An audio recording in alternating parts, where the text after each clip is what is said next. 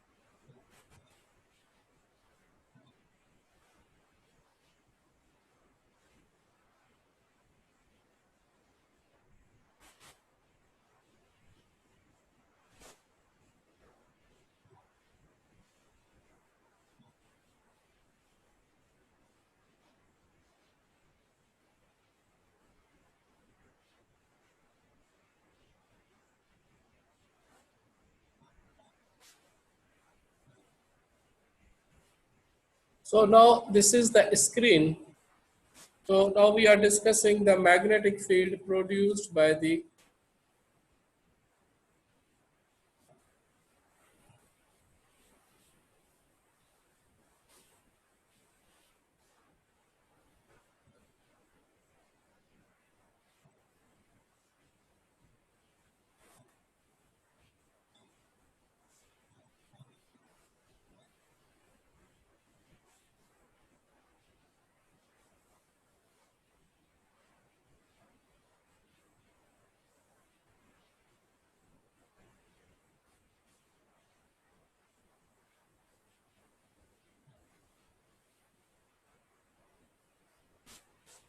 so now we are discussing the magnetic field produced by the current carrying conductor.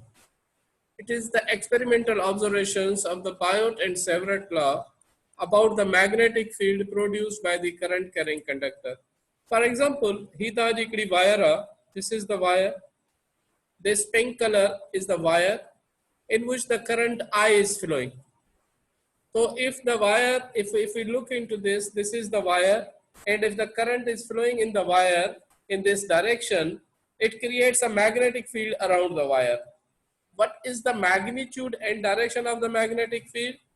Grip the wire in the hand, wire ke tarah ye grip karo, the thumb pointing the direction of the current, and these curved fingers indicates the direction of the magnetic field. So this, if we take a small portion of the wire and we call this small portion a ds, in which the current di is flowing, then the magnetic field, which is equal to db, is produced by the wire is directly proportional to the ds. The magnetic field produced by the wire is directly proportional to the current.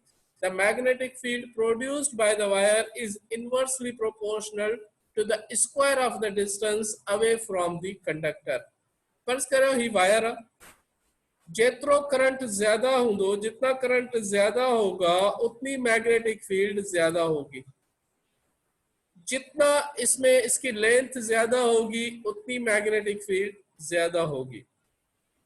जितना दूर आप major करेंगे उतनी magnetic field कम होगी. So the magnetic field produced by the current carrying wire is directly proportional to the current flowing in the wire. If we increase the magnitude of the current, as a resultant the magnetic field increase. If we increase the length of the wire, as a resultant magnetic field increase. So therefore the magnetic field produced by the wire depending upon the ds, ds is the length, which is small portion, and if we integrate over the whole length, this gives you the total length of the wire. The second thing is that it depends upon the current flowing in it. The third, it depends upon the distance away from the wire. Mathematically, it can be written as the dB. dB is the small amount of the magnetic field produce the small element of the wire.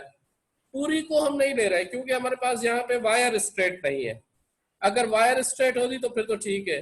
तो हम क्या करें, उसके छोटे से piece को हम लेके कह देते हैं कि अगर इसमें करंट आई फ्लो हो रहा है और इसके एलिमेंट की जो लेंथ है वो डी एस है, टोटल लेंथ एल है या टोटल लेंथ एस है, तो स्मॉल पोर्शन की जो लेंथ है वो डी एस है। इस डी एस की वजह से जो यहाँ पे मैग्नेटिक फील्ड प्रोड्यूस होती है at a distance r from the wire is directly proportional to the current. This is the current and this is the ds into sine of angle theta upon r square. So this is the formula which is given by the Biot and Severt, that the magnetic field produced by the current carrying wire is directly proportional to the magnitude of the current, to the magnitude of the wire element and the sine of angle between them upon distance square. This r square is the distance from the wire. If we increase the distance, it means if we move away from the wire, the magnitude of the magnetic field decreases. So now here, this proportionality, this is the proportionality constant. This proportionality constant can be replaced by some constant value, and this mu naught upon 4 pi, here this mu naught upon 4 pi is the constant, which we call it as a proportionality constant here. Mu naught upon 4 pi is a constant known as proportionality constant. This mu naught is equal to 4 pi into 10 raised to power minus 7 Weber per ampere into meter. This is the unit of mu naught. Mu naught का जो unit है वो बराबर है 4 pi into 10 rays power minus 7। और ये जो mu naught है ये मीडियम पे डिपेंड करता है कि वायर जिसमें करंट फ्लो हो रहा है वो कौन से मीडियम पे है। This mu naught is called the permeability of free space. यही वैल्यू फ्री स्पेस के लिए भी है, यही वैल्यू एयर के लिए भी है। So dB is equal to, if we look here, the dB is equal to mu naught upon 4 pi I ds sin theta upon r square. अब यहाँ पे आपको पता है कि this dB, B जो है, D is the small amount. This is the derivative. Small d means the small amount of the magnetic field due to the small wire element ds. यहाँ पे अगर आप ये देखें कि इस इक्वेशन और इस इक्वेशन में यहाँ पे n आ जाता है ये। This n indicates the direction of the magnetic field because the magnetic field is a vector quantity. It has a magnitude and direction. The magnitude depends upon such thing this, and the direction is along the azimuthal angle, is along this. If this thumb indicates the direction of the current, the magnetic field is along this direction. If we reverse it, the magnetic field direction will change. So as a resultant, this n is the tangent vector which is along the direction of the magnetic field. So here, where n is a unit vector showing the direction of the field. So therefore the equation 1 becomes, यहाँ पे आपको पता है कि this theta is the angle between I and ds. यहाँ पे जो I है, which is the current, this current is along the direction of the I, and ds is the direction of the small element, direction of the magnetic field where you want to calculate it. So अगर यहाँ पे इसका magnitude और direction के form में लिखें तो ये sine of angle is the angle between I and ds. So here I and ds gives you I cross into r upon this r square. So this is I ds I cross r. Both are the unit vector, and its value depending upon the angle. If the angle is 90 degree, I cross r is equal to 1. If the angle is 0 degree, I cross r is 0. इसका मतलब क्या है? इसका मतलब यह है कि अगर आप इसको देखें, इसका मतलब क्या है कि this is I, the current is flowing in this direction and the magnetic field is along this direction. यहाँ पे ये जो है, this is r, this is I. So the magnetic field is perpendicular to I. I is along x-axis, the magnetic field is along z-axis, your magnetic field is along azimuthal angle. So this I is always perpendicular to R. So if both, it means the magnetic field is not produced along the direction of the current. the magnetic field which is produced perpendicular to the direction of the current.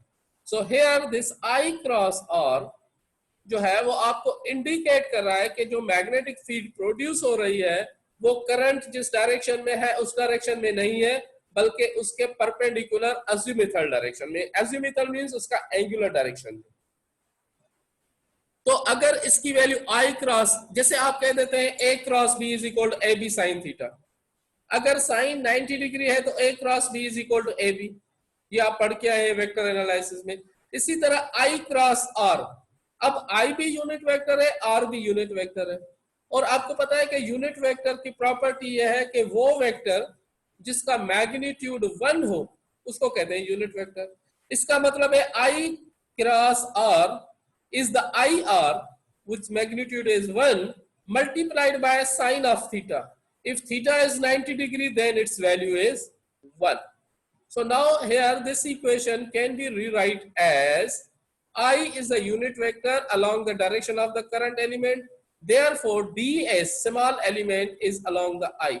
So therefore, the mu naught dB is equal to mu naught upon 4 pi I ds into R. R is a unit vector which is perpendicular to ds. क्योंकि यहाँ पे I को मैंने खत्म कर दिया. I को खत्म क्यों कर दिया?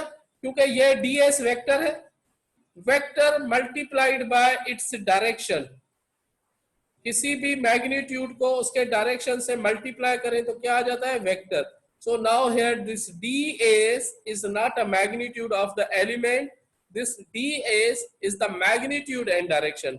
This is the magnitude and this is the direction. Because the ds small element, its direction is along the direction of the current.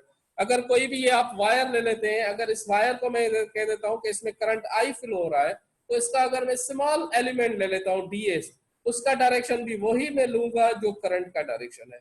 इसका मतलब है कि ds multiplied by I indicating the direction of the current is gives you the ds element, and this is the vector element. So the vector element multiplied by R. अब यहाँ पे इसका मतलब है कि along the wire, जिस length में wire हम मेजर कर देते हैं, तो मैग्नेटिक फील्ड उस डायरेक्शन में नहीं होगी, क्योंकि अगर उस डायरेक्शन में लेंगे तो यहाँ पे साइन 0 हो जाएगा, और sine 0 is equal to 0, so this dB is equal to 0. यहाँ पे मैंने बनाया हुआ है कि ये अगर आपके पास वायर है, स्ट्रेट वायर, तो जो मैग्नेटिक फील्ड होगी वो इसके परपेंडिकुलर होगी. यहाँ पे पॉइंट P पे जो हम मैग्नेटिक फील्ड कैलकुलेट कर रहे हैं, current is in this direction and ds ये स्मॉल एलिमेंट है. सो ds का डायरेक्शन वही है जो करंट का डायरेक्शन है. तो देयरफॉर यहाँ पे जो ये dB है which is equal to mu naught upon 4 pi I ds multiplied by R upon R square. तो यहाँ पे अगर आप ये देखें कि ये जो यूनिट वेक्टर है R, this is the unit vector R which is equal to the vector divided by its magnitude. आपको पता है कि यूनिट वेक्टर, यहाँ पे ये यूनिट वेक्टर की डेफिनेशन है, unit vector is that vector whose magnitude is 1. So the unit vector is equal to R vector divided by its magnitude, because vector की definition क्या होती है? The vector is equal to magnitude into direction and unit vector is a direction. तो cross product में अगर आप देखें तो यूनिट वेक्टर जो है वो vector divided by its magnitude है. यहां पे अगर आप ये देखें कि ये जो dB है, this dB is equal to mu not upon 4 pi I into ds. यहाँ पे यूनिट वेक्टर की वैल्यू डाल दी which is equal to vector divided by its magnitude. तो अगर मैग्नीट्यूड को यहाँ पे डिवाइड करेंगे तो ये नीचे आ जाएगा, R into R square gives you R cube. So this becomes equation 3. It means dB is equal to mu naught upon 4 pi I ds into R. अब यहाँ पे ये जो है ये वेक्टर है, अब ये यूनिट वेक्टर नहीं है, यूनिट वेक्टर हमने खत्म कर दिया, उसकी वैल्यू डाल दी, तो यहाँ पे ये वेक्टर हो गया. This R is a vector now. यहाँ पे अगर आप ये देखें, the magnetic induction which is the B at a point P. अब यहाँ पे जो हमने मैग्नेटिक इंडक्शन कैलकुलेट की है dB, ये जो मैग्नेटिक इंडक्शन है वो एक स्मॉल वायर के पोर्शन की वजह से, अगर पूरी वायर ले लें तो फिर हम क्या करेंगे? We will integrate it. Integration is some sort of summation. If we say the dB is the amount of the magnetic field produced by the small element. So the total magnetic field can be calculated by integrating that equation. अगर इस equation को मैं integrate कर दूं तो I will get a total magnetic field produced by the current carrying wire. तो यहाँ पे आपके पास आ जाता है total magnetic field by integrating this equation. Integration is some sort of summation. तो यहाँ पे मैंने इंटीग्रेट किया दोनों साइड्स पे, इसको भी. ये जो इंटीग्रेशन और डेरिवेशन ये एक दूसरे को कैंसिल आउट कर देते हैं, तो this gives you the b is the total which is equal to mu not upon 4 pi sine of integral i into ds multiplied by r divided by r cube. अब ये जो r है ये this is the vector and this r cube is a magnitude. So this is the formula for the magnetic field given by the Biot and Savart and we call it as a Biot Savart law. अब यहाँ पे इसकी applications है. अब application में फर्ज कर लें ये आपके पास बायोट सेवरेट लॉ है. क्या बता देता है? The magnetic field produced by the current carrying wire is directly proportional to the vector r and inversely proportional to the r cube. This is called Biot Savart. अगर इस law को apply करते हैं, हम एक मैग्नेटिक फील्ड कैलकुलेट करें. What is the magnetic field produced by the straight wire. ये हमारे पास एक वायर है स्ट्रेट. इस स्ट्रेट वायर की वजह से जो एट अ डिस्टेंस a, ये a है, यहाँ पे डिस्टेंस a पे मैग्नेटिक फील्ड कितनी होगी which we have to calculate, which is one of the application of the Biot-Savart law. यहाँ पे हम एप्लीकेशन को देख लेते हैं. यहाँ पे application of the Biot-Savart law, the magnetic field due to the current in the conductor. अब यहाँ पे अगर आप ये देखें, इस फिगर को अगर आप देखें तो ये एक वायर है. This is the wire which is carrying current I in this direction. If we take a small element of this wire ds, this small element ds which is along x-axis, तो हम कह देते हैं जो ds है वो dx के बराबर है. क्योंकि डायमेंशन x-axis है तो स्मॉल एलिमेंट को हमने dx भी कह दिया है. यहाँ पे हमें मालूम करना है पॉइंट P पे मैग्नेटिक फील्ड क्या होगी. अब पॉइंट P जो है वो आप ये देखें perpendicular to the direction of the current. The current is along x axis and point P is along y axis. यहाँ पे मैग्नेटिक फील्ड का डायरेक्शन क्या होगा और मैग्नीट्यूड क्या होगा. अब पॉइंट P जो है वो डिस्टेंस a पे है, इसका मतलब है a क्यूब. यहाँ पे मालूम करना है कि पॉइंट P पे मैग्नेटिक फील्ड कितनी होगी. तो हम कह देते हैं consider a long straight conductor. हमने कंसीडर किया है एक long straight conductor carries a current shown in figure, जिसमें करंट I फ्लो कर रहा है. कैरीज अ करंट I, यहाँ पे मैं लिख लेता हूँ carries a current I shown in figure में शो कर रहा है. We want to find out the magnetic field at a point P. हमें मालूम करना है यहाँ पे magnetic field at a point P पे due to this current conductor which is at a perpendicular distance of a point P from the wire. Wire से perpendicular distance a पे है. यहाँ पे हमें मैग्नेटिक फील्ड मालूम करना है. किस तरह से मालूम करेंगे देखें, यूजिंग बायोट-सेवरेट लॉ. अब यहाँ पे मैंने बायोट-सेवरेट लॉ यूज किया. मैंने कहा कि Biot-Savart law states that the current due to this small element ds is equal to mu naught upon 4 pi I ds sin of angle theta upon r square. ये जो शुरू में यूज किया हमने. अब यहाँ पे आप देखें कि if you use a Pythagoras theorem, इसी फिगर को मैं यूज कर देता हूँ. यहाँ पे मैं यही फिगर रख देता हूँ. तो यहाँ पे अगर आप ये देखो,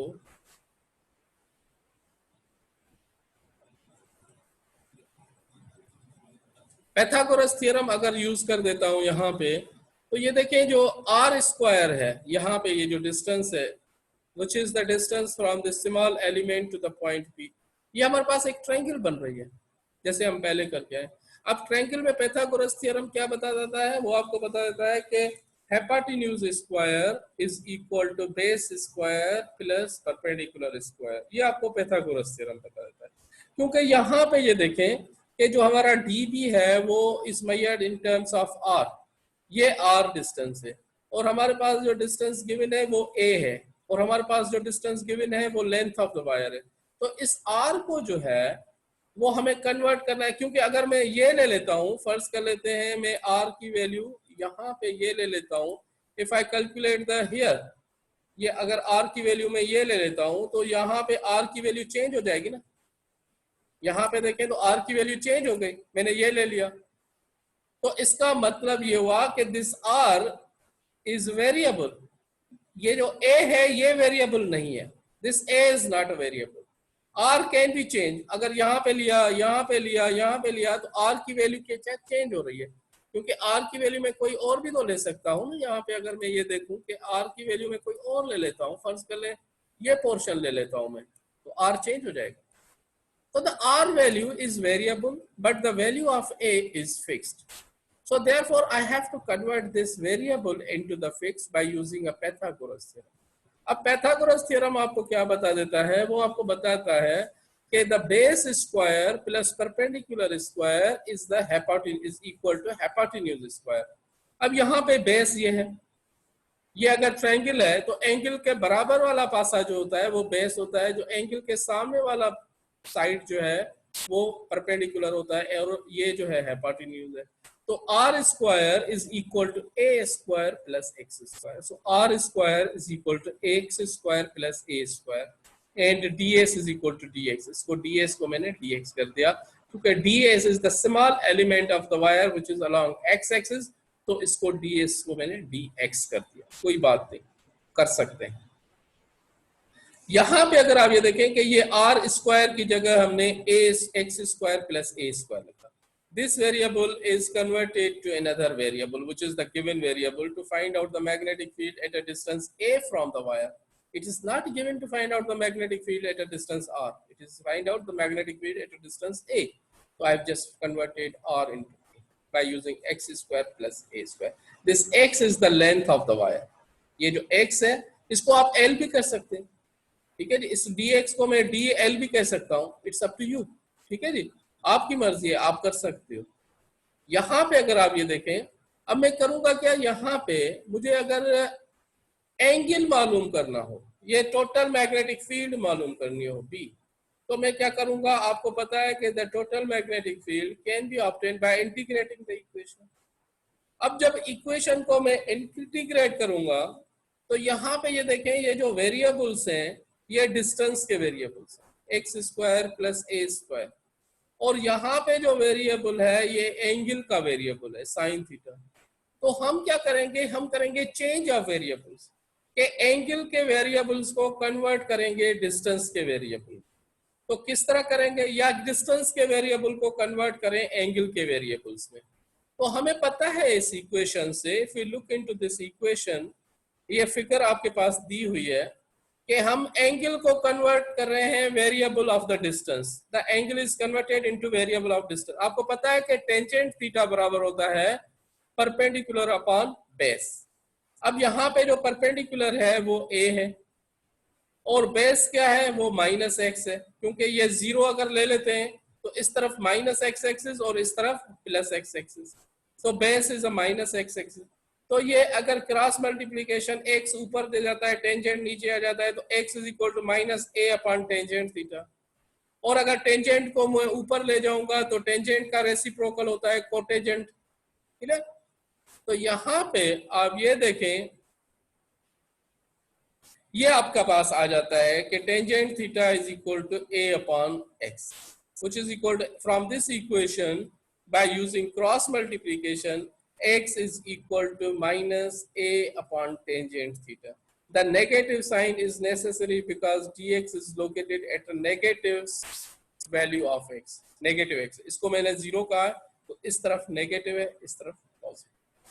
यहाँ पे अगर आप ये देखें तो x is equal to minus a cot theta because 1 upon tangent theta is equal to cot theta। अब इसका अगर मैं डेरिवेटिव निकालूं dx, डिफरेंशिएट कर देता हूं, तो derivative of x is equal to minus cot का जो डेरिवेटिव होता है कोसिकेंट स्क्वायर थीटा होता है, this is called cosecant square theta minus, तो minus into minus gives you plus, so the dx is equal to plus a this cosecant square theta which is the derivative of cot theta, the derivative of cot theta is equal to minus cosecant square theta. तो यहाँ पे अगर ये values में डाल देता हूं equation 2 पे, तो आपके पास इक्वेशन 2 क्या थी, ये यहाँ पे dx की वैल्यू मैंने निकाल दी। इसका मतलब है कि the x variable is converted into the theta variable. यहाँ पे अगर आप ये देखें कि this x variable dx is converted into theta, तो यहाँ पे mu not upon 4 pi I a, this is cosecant square theta d theta into sin theta. I have just substitute value over here into x square. X square is equal to, x square किसके बराबर है, x square is equal to minus a cot square theta. x square की जगह minus square अगर minus का करेंगे तो plus हो जाता है, तो a square cot square theta plus a square. तो यहाँ पे अगर a स्क्वायर में इसमें से कॉमन निकाल देता हूं तो this becomes 1 plus cot square theta. ऊपर वाला वही है 1 प्लस कॉट स्क्वायर थीटा, क्योंकि a स्क्वायर कॉमन निकल गया यहाँ से, तो यहाँ पे 1 आ गया, 1 यहाँ पे आ गया, तो this is 1 plus cot theta. तो यहाँ पे 1 प्लस कॉट थीटा जो बराबर होता है वो कोसेकंट स्क्वायर थीटा है। 1 plus cot square theta is equal to cosecant square theta. तो ये कोसेकंट स्क्वायर एक दूसरे के साथ कैंसिल हो जाएंगे, because they will cancel each other as a resultant. This is cosecant square.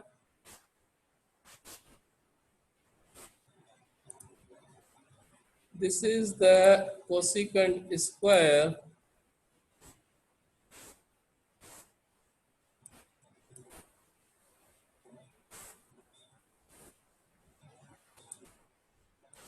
इसको मैं रेड कर देता हूँ y इसको।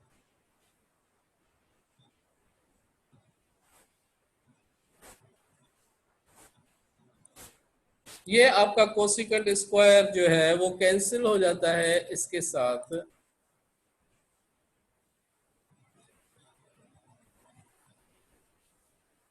तो कोसेकंट कैंसिल हो गया, तो एज अ रिजल्टेंट आपके पास यहाँ पे साइन थीटा डी थीटा आ जाता है, तो I sine theta d theta upon a. अब हम इसको इंटीग्रेट करते हैं, इक्वेशन सिंपल हो गई। इंटीग्रेट करेंगे इस साइड को by using इंटीग्रेशन, इसको भी इंटीग्रेट करेंगे, इसको भी, तो integration of d B gives you the B, तो mu not upon 4 pi I, यहाँ पे मैंने integrate minus infinity to plus infinity, the integration gives you I sine theta d theta upon a. तो अगर इंफिनिटी को मैं theta के form में कन्वर्ट कर देता हूँ तो विद वेरीज फ्रॉम, अगर x की वैल्यू इन्फिनिट है तो then theta is equal to 0, अगर x की वैल्यू प्लस इंफिनिटी है तो theta is equal to pi. This is from minus infinity to plus infinity, the distance is converted by the angle from 0 to pi, means 0 to 180 degree. यहाँ पे ये integration की जो limit आ जाएगी वो आपके पास आ जाएगी 0 to pi। अब जब 0 to pi लिमिट डाल दी, यही वही इक्वेशन है, i कांस्टेंट है, कांस्टेंट को मैंने इंटीग्रेशन से बाहर निकाल दिया, तो ये आ जाएगा mu not I upon 4 pi A.